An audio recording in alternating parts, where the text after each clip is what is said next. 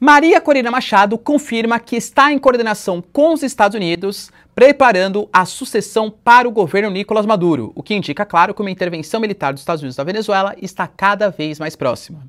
Enquanto isso, China e Rússia, em meio ao encontro bilateral dentro da OCX, Organização para a Cooperação de Xangai, assinam mais de 20 acordos, incluindo a construção do gasoduto Power of Siberia 2, que aumenta as coordenações econômicas do sul global, mas ao mesmo tempo demonstram, ou mostram ali, uma certa preocupação dos russos de depender demais dos chineses. Vale lembrar que outros líderes estão participando, como Pezeshkian, Erdogan e Kim Jong-un, com alguns relatos importantes dessa reunião. Brasil, enquanto percebe essa movimentação do sul global, confirma uma cúpula dos BRICS para um futuro próximo para discutir as tarifas contra o governo Trump, dentre outras questões, mas, como eu sempre trago para vocês, a expansão dos BRICS trouxe mais peso para a organização, mas a falta de uma coesão dos grupos. Será que, de fato, galera, todos os países defendem essa política de retaliação ao Trump?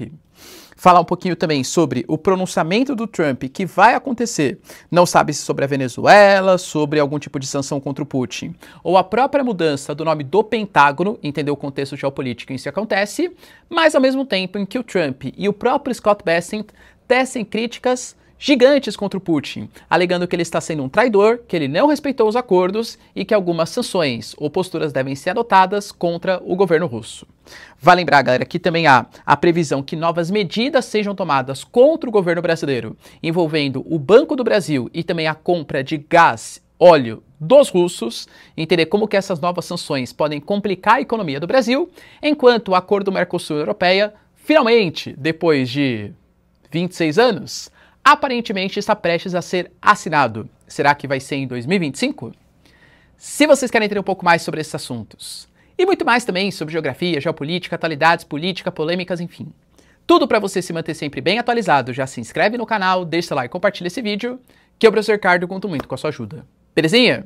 Pessoal, para quem não sabe, a Nomad é a maior e melhor conta internacional do Brasil e está oferecendo para você a possibilidade de comprar os seus dólares com 15 centavos de desconto por dólar convertido. É um momento de grande tensão global, que os investidores estão correndo ali, para colocar os seus investimentos, os seus dinheiros em dólar, e talvez, eu faço isso pelo menos, dolarizar parte das suas posições seja uma tática econômica interessante. A Nomad, com certeza, sendo a maior e melhor, e a que eu uso, conta internacional do Brasil, é a plataforma perfeita para você. A Nomad, por exemplo, tem as melhores taxas do mercado, com o meu cupom 15 centavos de desconto por dólar convertido, é praticamente pagar para você converter os seus dólares e diversificar suas posições. É aceita em mais de 180 países. Não precisa ficar se preocupando com conversão de moeda, taxas extras, etc. E tem acesso ainda a vários benefícios que a Nomad te oferece. Vários no aplicativo e acesso ao Nomad, por exemplo, Explore, que é o cartão de crédito da Nomad, cartão de crédito que eu uso, que dá acesso a pontos que não expiram, dá acesso a cashback dolarizado a partir das suas compras aqui no Brasil mesmo, paga conta de luz, conta de água, restaurante, fora vários outros benefícios, como por exemplo acesso ao Nomad Lounge, que é a sala VIP da Nomad em suas viagens internacionais. Então, link na descrição, pessoal, QR Code aqui na tela para vocês. Eu tenho certeza que você baixar o aplicativo da Nomad e começar a montar ali suas posições que seja do seu interesse pela Nomad vai ser a melhor opção possível. Tamo junto? Então, bora lá pro vídeo, pessoal. Cupom Ricardo15, hein? Não vai perder a oportunidade. Como eu apresentei para vocês na introdução, de fato, cara, a gente vem discutindo aqui praticamente todos os vídeos, porque coisas novas vêm surgindo, que o governo Nicolás Maduro está com praticamente um alvo na testa ali em relação ao governo americano. O próprio Nicolás Maduro colocou, por exemplo, que existem uma série de embarcações, submarinos, aviões espiões, que estão rodeando o Mar do Caribe, se aproximando do litoral da Venezuela. Hoje nós temos um importante pronunciamento do governo Trump. Não sabemos exatamente qual é esse pronunciamento, mas há certeza que envolve o Departamento de Guerra, que vai ser chamado, ou o Pentágono, e talvez esteja relacionado a algum tipo de ação militar na Venezuela. E o Nicolás Maduro colocou que ele sabe, a partir de fontes, que Marco Rubio, que é o secretário de Estado do governo americano, tem conversado com a Maria Corina Machado e com o Edmundo Gonzalez, que ele chama de o velhinho, o Edmundo Gonzalez, porque de fato é um ex-diplomata com um pouco mais de idade, e que o Marco Rubio vem tratando de uma coordenação, de uma sucessão política. Ou seja, ele alega que a Venezuela está em risco de existência e que a América Latina vai se unir contra esse tipo de ameaça. Até colocou que o governo Trump vai se arrepender, fez uma espécie de ameaça, tá? Trump, você vai se arrepender de ficar ouvindo o Marco Rubio. O Marco Rubio, para quem não sabe, ele tem descendência em relação a cubanos e ele tem, de fato, uma política bastante intervencionista ou bastante... intervencionista, não necessariamente militar, mas um intervencionismo político, por exemplo, né? Em relação à esquerda latino-americana, numa tentativa de combate a essa esquerda latino-americana. Então, segundo Nicolás Maduro, o que há é o governo Trump ouvindo o secretário de Estado e, por isso, essas ações mais intervencionistas da América Latina. Seja no Canal do Panamá, seja em relação à política interna de alguns países, seja em relação à possível intervenção, por exemplo, contra o governo Nicolás Maduro. O Maduro convocou os seus militares, cerca de 4 milhões da milícia bolivariana e alega, né, que vai ter o apoio aí dos outros países latino-americanos. Eu particularmente duvido muito, porque até aqueles que apoiam um pouco mais Nicolás Maduro, como o Brasil, como a Colômbia, duvido que se atreveriam ou fariam algum tipo de intervenção militar contra algum tipo de agressão dos Estados Unidos. Não acho que vai acontecer, mas é isso que ele se gaba. Ele até falou, por exemplo, né, que a atitude que os americanos vêm tomando agora é muito parecido com a atitude de 2019, não sei se vocês se recordam, mas foi quando o Juan Guaidó, que era o presidente da Assembleia Nacional, Poder Legislativo da Venezuela, não reconheceu as eleições da Venezuela e se autoproclamou enquanto presidente do país. Ah, professor, então ele virou presidente? Eu diria que depende. Quando você pega alguns membros da comunidade internacional, na época até o Brasil, na era com Bolsonaro, reconheceu Juan Guaidó, União Europeia e Estados Unidos, mas Juan Guaidó não contava com apoio popular e não contava também com apoio das forças militares venezuelanas. Ou seja, ele era reconhecido externamente, mas internamente não teve muita diferença à sua autodeclaração enquanto presidente da Venezuela. Ele alega que é mais ou menos a mesma coisa agora, só que agora com caráter mais militar. Ele alega que se a Venezuela for atacada, a Venezuela passaria por um período de luta armada em defesa do território nacional, que os próprios venezuelanos transformariam a Venezuela numa espécie de república de armas. E aí, a Corina Machado, que lembrando, né, o Edmundo González, que foi o candidato que venceu as eleições segundo a oposição, está exilado na Espanha. A Corina Machado aparentemente está escondida, mas está escondida em território venezuelano. Ela deu entrevistas falando que sim, está coordenando o que vai acontecer nas primeiras horas e nos primeiros 100 dias após a derrubada do governo Nicolás Maduro, e inclusive com lideranças americanas. Ou seja, tudo dá indicativo, palavras da Corina Machado, que é a líder da oposição, em conjunto com Edmundo González, em conjunto com ações do governo americano e da inteligência venezuelana, que a ação militar deve acontecer. E enquanto eu gravava para vocês, o Marco Rubio, que é o secretário de Estado, anunciou que a frota marítima americana atacou uma embarcação venezuelana que, segundo ele, estava carregando drogas, não sabe destinado exatamente para onde, mas que faz parte já do início da operação dos Estados Unidos contra posições militares venezuelanas. Ou seja, o ataque começou.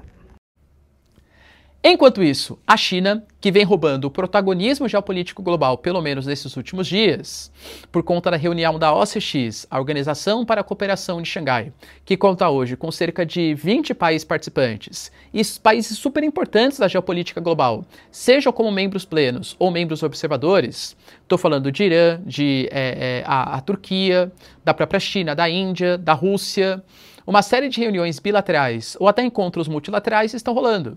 Poxa, eu trouxe para vocês ontem que todos os países concordaram com uma reforma dos organismos multilaterais, que é a China que vai dar a ideia. O Putin falou que apoia essa ideia dos chineses proporem, né, uma nova solução global. Quando eu falo de uma nova governança internacional, é porque os organismos multilaterais, como o ONU, como o FMI, como o Banco Mundial, como a própria OMC, estão de fato desacreditados. Cara, convenhamos, você acha que a ONU consegue resolver algum conflito? Que a OMC consegue resolver, por exemplo, algum tipo de disputa comercial? Ou então com o FMI e com o Banco Mundial? Eles são vistos como órgão de grande credibilidade para fazer os investimentos estrangeiros, sendo que o Sul Global reclama de taxas abusivas, de contramedidas também altamente exploratórias, como corte de gastos públicos, privatização, abrir mão da sua política econômica para definir as políticas públicas em nome de um pagamento de juros e pagamento de empréstimos, ou seja, uma reforma é necessária. E isso até, sei lá, os países do G7 concordam. É que eu acho que não concordam eles que a China que deve guiar esse processo ou até mesmo os países do Sul Global.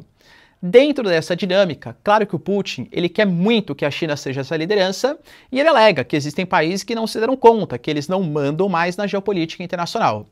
Dentro disso, uma cúpula bilateral entre Putin e Xi Jinping definiu mais de 20 acordos, como por exemplo, a permissão para entrar num país e sair, né, sem visto entre Rússia e China, que é um ponto, claro, super importante para turistas. Havia a ideia da Rússia de promover uma interligação entre os sistemas bancários. A China, por enquanto, não autorizou, o que foi uma derrota geopolítica para o Putin. Mas havia um outro ponto super estratégico que vinha sendo negociado há muito tempo. E ele ser concluído exatamente agora dá um certo indicativo de como foi esse acordo. O senhor que está falando, né? A gente sabe que a Rússia, ela dependia muito da exportação dos seus combustíveis fósseis, como por exemplo o gás natural, para a União Europeia. E com a guerra Rússia-Ucrânia, gasodutos foram eliminados, a gente teve sanções econômicas aplicadas à Rússia. Para vocês terem uma noção, no ápice, a gente fala de 177 bilhões de metros cúbicos por ano que a Rússia exportava para o continente europeu. Professor, mas a China e a Índia não conseguiram suprir essa demanda? Eu diria que parcialmente. E mesmo parcialmente, não exatamente pagando os mesmos preços. Porque se você tem uma super oferta de gás natural dos russos e a Rússia é um país sancionado com poucas opções de venda, Índia e China se aproveitam. O Putin, sabe que a gente é parceiro todo tal, né? Mas preciso pensar nos meus interesses. Você está com uma oferta de gás. Eu, China, quero comprar, eu, Índia, também. Mas você vai ter que vender mais barato. Tá sobrando para vocês? E a Rússia aceitou essa proposta. Por exemplo, a gente sabe que existe já o gasoduto Power of Siberia 1, que ele foi construído em 2019, com uma extensão de mais ou menos ali os seus 3.000 quilômetros, e que hoje ele negocia com a China cerca de 38 bilhões de metros cúbicos anuais. Ou seja, é menos que 1/5 do que é comercializado com a União Europeia, ou que era comercializado. A ideia é que haja um reforço, o aumento das exportações por gasodutos secundários, mas a construção de um novo gasoduto Power of Siberia 2 era essencial para aumentar ainda mais a exportação para a China. Só que havia algumas divergências. Quem vai pagar pelo gasoduto? A Mongólia, que vai estar um país ali no meio do caminho, vai receber algum tipo de tributo, alguma taxa para passar esses produtos? Qual vai ser o preço pago pela compra desse gás natural? Por isso que o Power of Siberia 2 não tinha sido anunciado antes. Ele foi anunciado agora.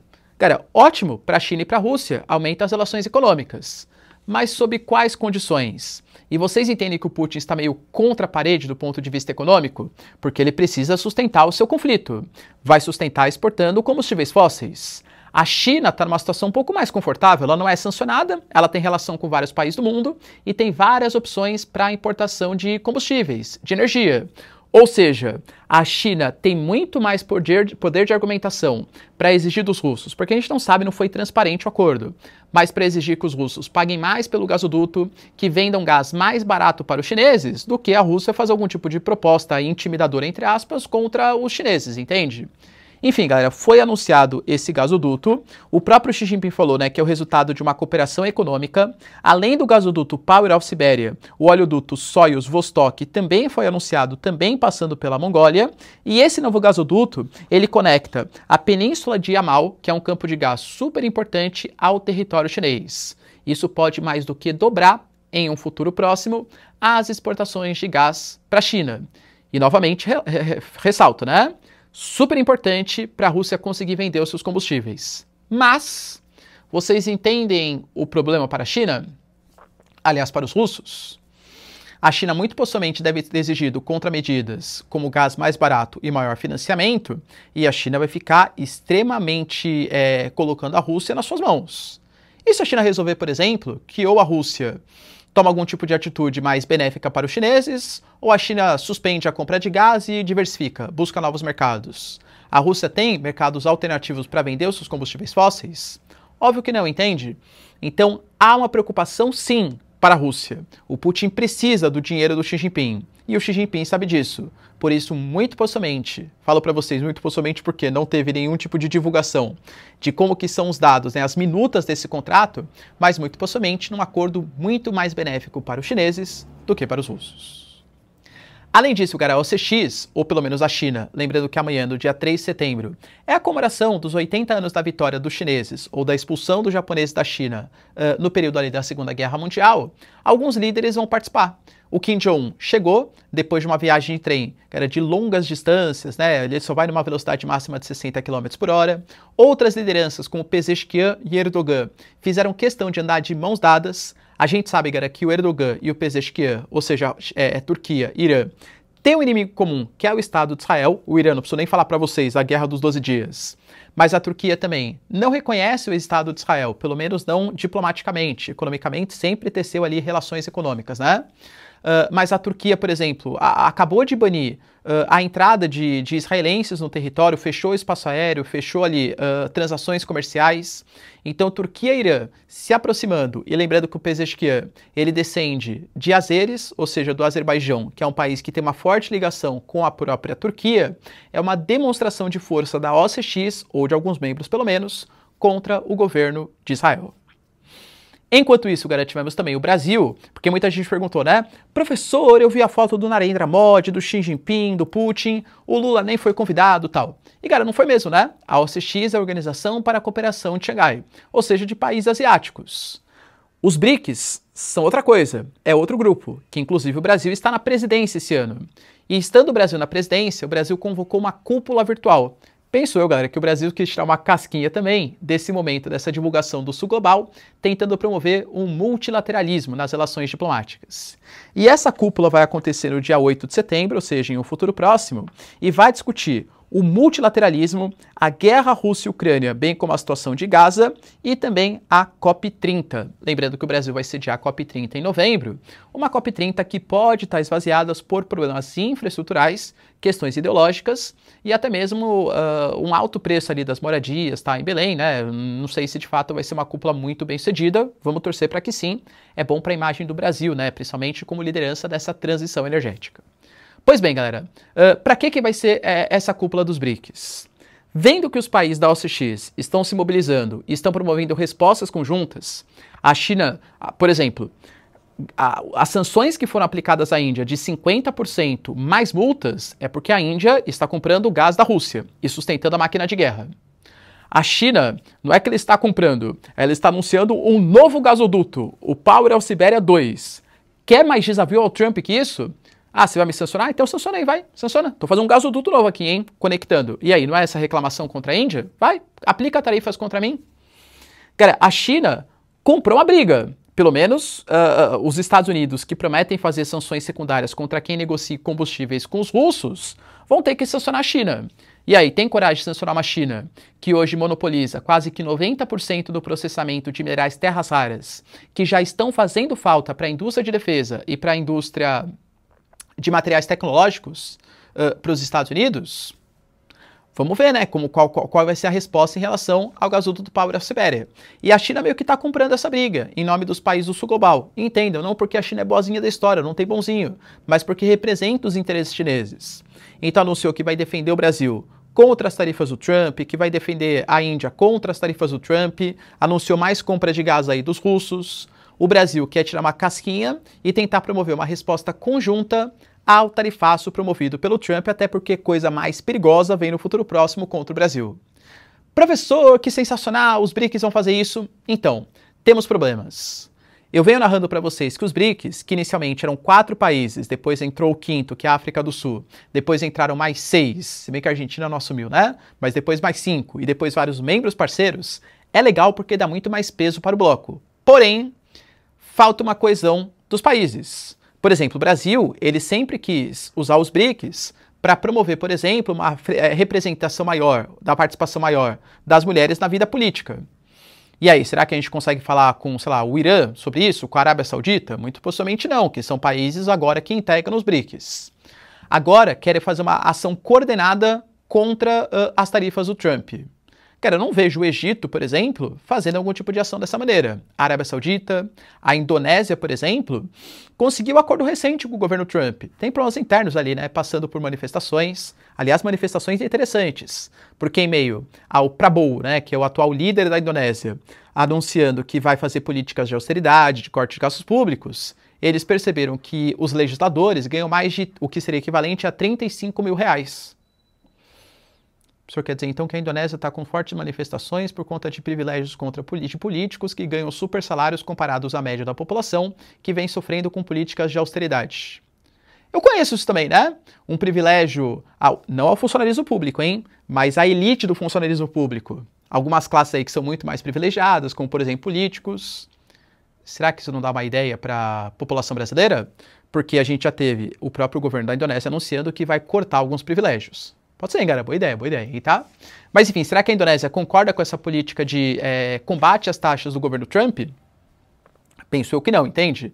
Então, por mais que a expansão dos BRICS dê um peso maior para o grupo, ao mesmo tempo promove uma falta de coesão entre os membros que fazem parte. Além disso, cara, hoje, talvez enquanto eu gravo para vocês, já tenha até acontecido, né? E aí eu atualizo para vocês, mas o Trump prometeu dar um grande pronunciamento. Tem gente que começou a especular, né? Ah, o Trump desapareceu, tem uma foto que ele apareceu muito mais abatido, ele está muito doente, o Trump vai falecer. Cara, para com essas teorias, né? Enquanto não for confirmado, eu não trago nada para vocês, claro, tá?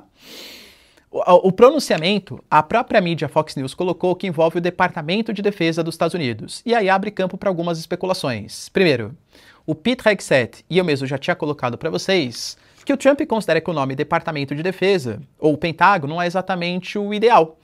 Porque os Estados Unidos não podem ter uma política somente reativa, mas também ativa. Pós-Segunda Guerra Mundial, o que era chamado de Departamento de Guerra mudou para Pentágono. Muito possivelmente o Trump vai anunciar uma nova mudança de nome. Será que é isso? Não sei. Pode ser, por exemplo, algum tipo de ação militar na Venezuela. Ou pode ser, por exemplo, lembrando que o Trump, ele tinha da última vez dado mais 2 semanas para o Putin. As 2 semanas venceu ontem. E aí? Sanções vão ser aplicadas? Sanções secundárias? Sanções não só contra a Rússia, mas sanções contra quem negocia petróleo e combustível com os russos? O próprio Scott Bessent, que é o secretário do Tesouro, e o Trump, em entrevista por essa manhã, falou que está muito desapontado com o Putin, porque o Putin prometeu uma coisa na Alasca, o próprio Scott Bessent falou, né? Após uma reunião histórica na Alasca, o Putin, ele limpou os pés em todos os acordos e no tapete vermelho que estendemos. E estendeu mesmo, literalmente e figurativamente falando também. Ele intensificou os bombardeiros de maneira muito vil e repulsiva. Será que será o anúncio de novas sanções? Cara, não sabemos, mas o pronunciamento importante vai acontecer. Caso aconteça antes de eu postar, prometo que eu faço um remendinho aqui e atualizo o que aconteceu nos Estados Unidos. Enquanto isso, tivemos também especulações a partir da CNN Internacional dos Estados Unidos, dando conta que o Trump prepara nova medida contra o Brasil, ou novas medidas. A primeira medida deve afetar principalmente o Banco do Brasil. Lembrando que o Alexandre de Moraes ele foi punido pela Lei Magnitsky, o que faz com que ele não possa ter nenhum tipo de contato com empresas ou ativos que estejam nos Estados Unidos ou que se relacionem com os Estados Unidos, inclusive bancos, inclusive cartões, Mastercard, Visa. O que o Banco do Brasil ele fez? Para tentar contornar essas sanções, ele cancelou o cartão do Alexandre de Moraes do Mastercard e deu para ele um Elo, que é um sistema ali brasileiro. Isso é um tipo de contorno de sanções. Se a gente for pegar exemplos do passado, a França, por exemplo, um banco francês já fez a mesma coisa e foi punido com cerca de 9 bilhões de dólares. Tanto que só da possibilidade do Banco do Brasil ser punido por ter desrespeitado a Lei Magnitsky, lembrando que o Flávio Dino, que é o ministro da STF, falou que os bancos brasileiros que atuam no Brasil devem seguir a legislação brasileira e não determinações estrangeiras, o que coloca os bancos contra a parede, porque se eles não respeitarem a lei brasileira, isso pode prejudicar eles no Brasil, com a aplicação de multa ou até parar o funcionamento, mas se eles não respeitam a Lei Magnitsky, os Estados Unidos, que têm relação com esses bancos, podem punir esses bancos também. Então fica meio contra a parede, o Banco do Brasil pode ser sancionado e também o tal das sanções secundárias. Já que o Brasil, ele importou dos russos, só no ano passado, cerca de 12 bilhões de dólares, sendo que uma parcela importante foi de diesel e também de fertilizantes. Ou seja, algumas medidas a mais devem ser tomadas contra o Brasil, até porque penso eu que dentro dessa dinâmica de sul global, da Índia, por exemplo, Narendra Modi, que está sendo taxado, falando que foi ótimo encontrar com o Putin, colocando fotinho junto com o Xi Jinping, a China prometendo que vai reduzir o déficit comercial com os indianos. Talvez isso preocupe o Trump, porque ele está perdendo ou aproximando os seus inimigos dos chineses e dos russos, que são seus inimigos econômicos e geopolíticos, respectivamente. E para finalizar, pessoal, eu venho trazendo para vocês também há um bom tempo, é o acordo Mercosul-União Europeia. Começou a ser negociado em 1999, na época era o Fernando Henrique Cardoso, e depois de muita negociação, foi anunciado durante o primeiro ano do governo Bolsonaro, em 2019, se eu não me engano, né? Depois de 20 anos de negociação. Só que foi anunciado que alguns tratados iam acontecer, algumas tratativas.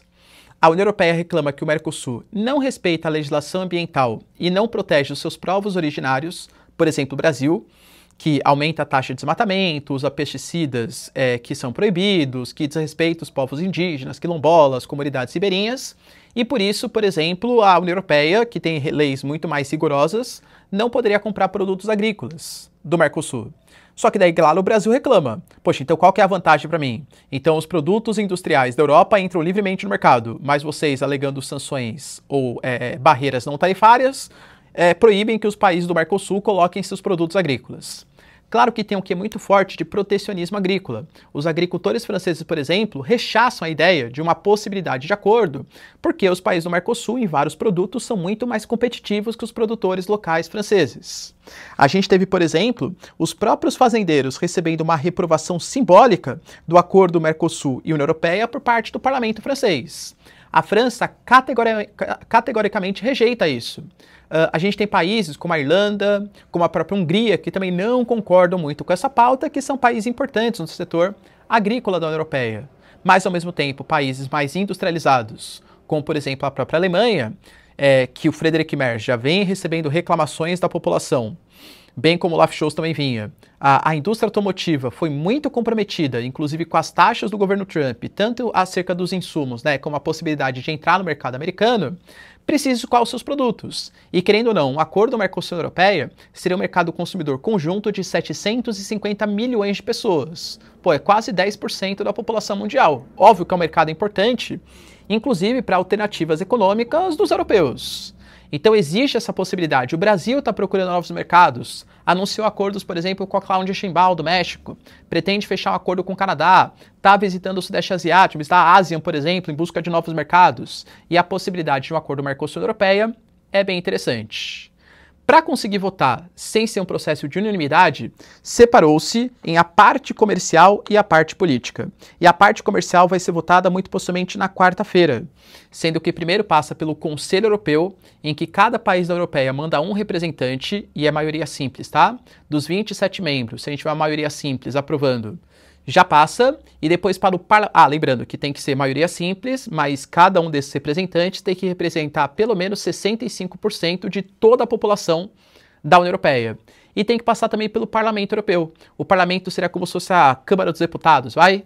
Cada país manda um determinado número de representantes, sendo que os países mais populosos, a exemplo de Alemanha e a França, mandam mais parlamentares em detrimento de países menos populosos, como por exemplo, sei lá, a Bélgica, que é um país menorzinho, entende? Se for aprovado pelo Conselho Europeu e pelo Parlamento Europeu, muito possivelmente será aprovado, finalmente, o acordo Mercosul-União Europeia.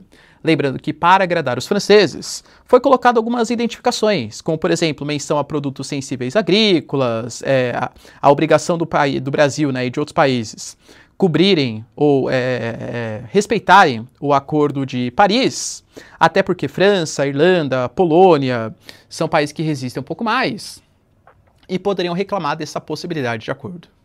Será, pessoal, que finalmente vai sair o acordo Mercosul-União Europeia? Deixa aí nos comentários, quero saber sua opinião. No mais, se vocês curtiram o vídeo, tamo junto, beijos, abraços e tchau, tchau.